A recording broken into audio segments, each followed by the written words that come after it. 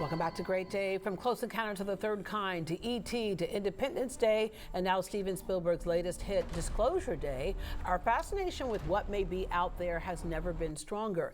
And it seems like it's not just science fiction.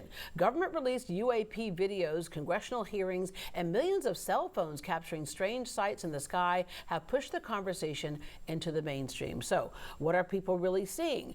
The psychic lawyer Mark Anthony is back. He's actually worked with people claiming to have had encounters with beings from out of this world. Okay, this is another one of those things that human beings have been asking since the beginning of time. We have seen on ancient cave drawings what looks like UFOs or flying saucers that came to visit.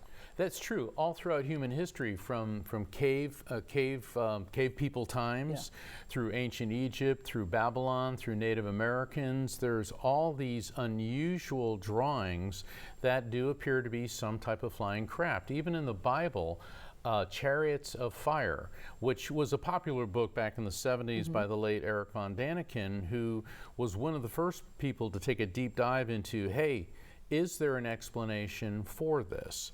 And it appears, based on what I've been exposed to and what I've learned, that otherworldly visitors have been coming here since the dawn of recorded human history. All right. I said UFO earlier, but actually the term has been changed to UAP. Why the change? Well, traditionally it was unidentified flying object, and that stemmed from the 1930s, especially the 1940s with the Roswell incident.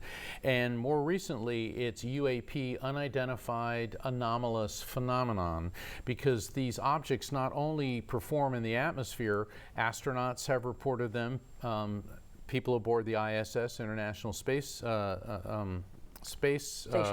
Station, and also U.S. pilots have seen these objects zooming along the horizon. All of a sudden they go right into the ocean. So they're in the sea, in the air, in space, so that's why it's a broader term to call them unidentified anomalous phenomenon. All right, so July is UFO month / UAP month, and that's because that Roswell incident that you talked about, that's when that happened, that changed everything. Right, July 2nd, 1947, rancher Max Bazell at his ranch about 75 miles north of Roswell found a debris field of very strange metal.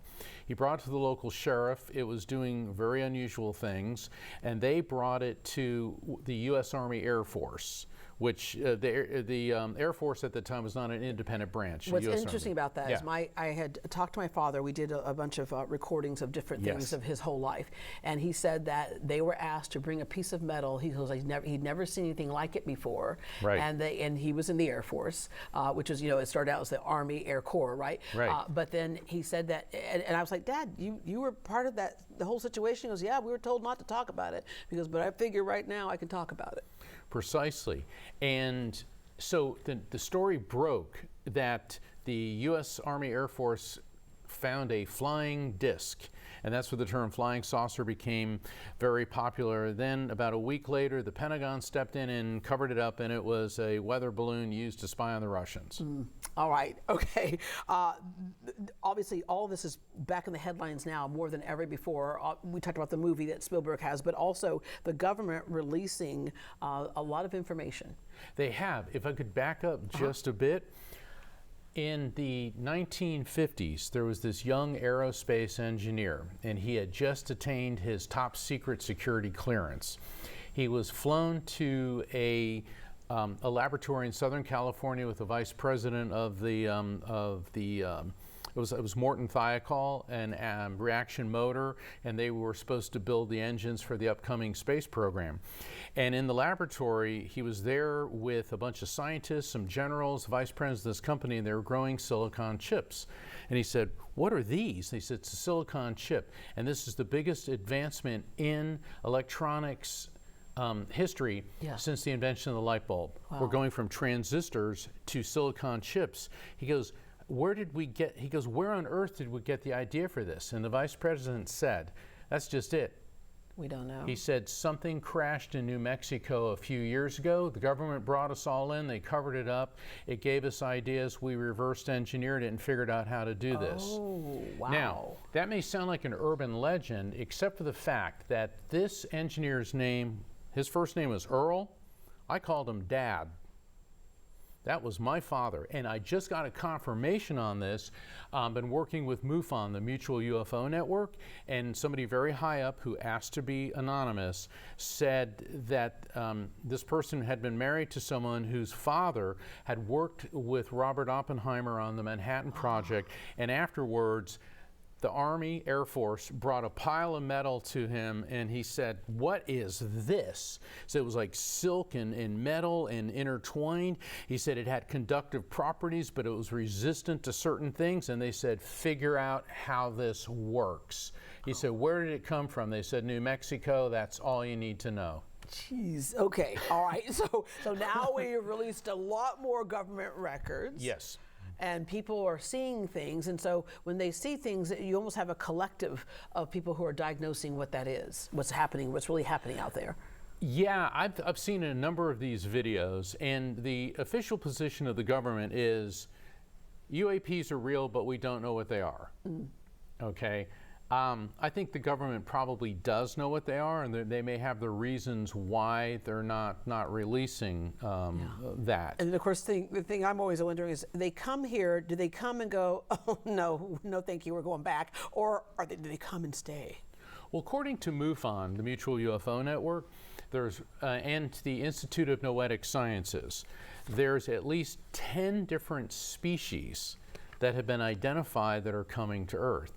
And they split them into two categories. Some are a little bit more benevolent, and others are more hierarchical, a little bit more intense. But it also appears, Deborah, that they're not here to conquer us, because if that's what their intention was, they would have done it by now. Yeah. I mean, they clearly have technology centuries, maybe millennia more advanced than us. So the question is, why are they here? What are they doing? Yeah. And then, of course, the question of, are we the only ones? I've asked every astronaut I've ever met, and I've met a lot of them, I say, are we the only ones? They said when they're up in space and they can turn around and look at Earth and they say it's this beautiful, wonderful, original thing, they think, no, there cannot be any more. And then they turn around the opposite direction and look at the vastness of space, and they go, oh boy, there's obviously a whole lot more. Precisely. In my work as a medium, I've come across several people who claim to have been abducted by aliens. And I've done readings for some of the most high-profile abductees on record, one of which was Calvin Parker. That was the Pascagoula, Mississippi incident in 1973. And it would take longer than we have for this entire show to discuss. But he and a friend, they were fishing, and this metallic object came out of the sky. It hit them with this white light that they felt paralyzed. They couldn't move. These robotic entities emerged from the craft, snatched them up, brought them on board. They were separated, subjected to all types of probing and testing. Long story short, in the aftermath of that, it hit world news for over 50 years. And Calvin became a friend of mine. We used to talk on the phone all the time. Nicest guy in the world. He was a devout Christian. And I said, well, Calvin, did you get rich off this? And he, real Mississippi, goes, Mark, he goes, I was 19. You don't get rich and famous telling everyone you got abducted by aliens from a flying saucer. He goes, 2 weeks before you're supposed to get married. He goes, you have no idea what this has done to my life. And throughout that 50 years, Deborah, he underwent hypnotherapy, polygraph, lie detectors, interrogation. I mean, every form of analysis, as did Charles Hickson, who was also abducted with him. Yeah. No deception. No deception. Interesting. Okay, but the big question is, did she go through with the marriage? She did. She did. And the thing is, Calvin didn't like talking about it to his family, because in the wake of abductions, the aftermath is very much like rape victims. There's PTSD. There's the way the family and friends react. There's the social stigma. It's not an easy thing to deal with. Yeah. And I've done readings for several people, and some of them, I had no idea that they'd been abducted until the spirits associated with them came through and started talking about it, and then the client would begin to tear up and say, yes. Wow. that's what's been happening with me. All right. Well, again, you can see Mark tomorrow and Saturday night at Body, Mind, and Soul at 7 p.m. located at 7951 Katy Freeway. For tickets and information, call 713-993-0550 or go to bmshouston.com. We'll have you back later in the year with a live studio audience where you actually do readings for those people. But thanks for coming in, Mark. Thank you, Deborah.